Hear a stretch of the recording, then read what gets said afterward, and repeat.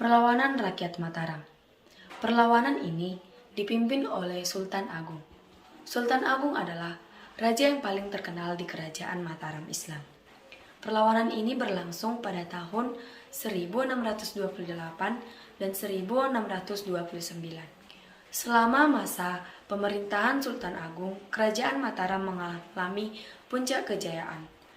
Nah, Sultan Agung memiliki dua cita-cita, yaitu yang pertama, menguasai seluruh Pulau Jawa di bawah kekuasaan Mataram Islam. Yang kedua, mengusir dominasi kekuasaan asing yang berada di Nusantara. Terkait dengan cita-citanya, Sultan Agung sangat membenci dominasi VOC yang bercokol di Jawa. Oleh karena itu, Sultan Agung berencana untuk melakukan penyerangan ke Batavia yaitu tahun 1628.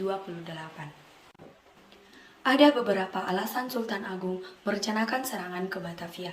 Yang pertama, tindakan monopoli yang dilakukan oleh VOC telah membuat rakyat sengsara.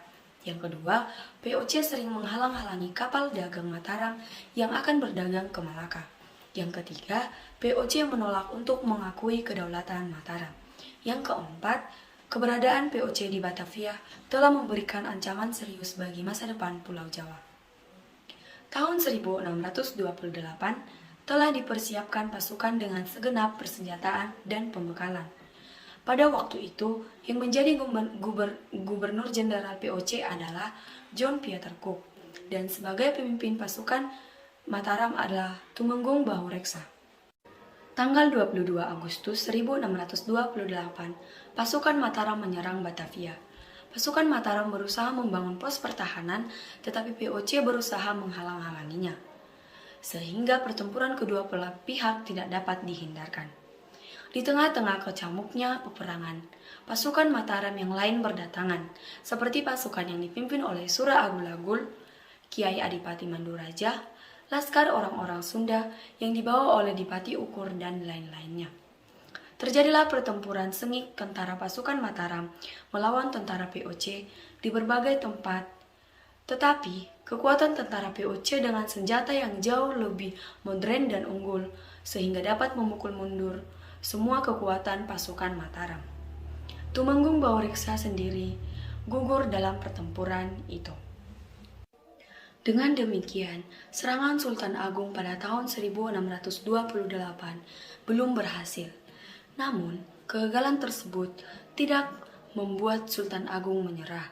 Sultan Agung kemudian mempersiapkan tahun kedua untuk melakukan perang yaitu tahun 1629.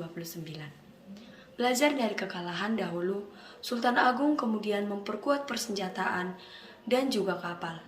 Beliau mendirikan lumbung-lumbung beras untuk persediaan logistik di Tegal dan Cirebon. Tahun 1629, pasukan Mataram diberangkatkan menuju Batavia. Pasukan Mataram dipimpin oleh Tumenggung Singaranu, Kiai Jupati Juminah, dan Jupati Purbaya. Ternyata, informasi persiapan Mataram telah diketahui oleh VOC.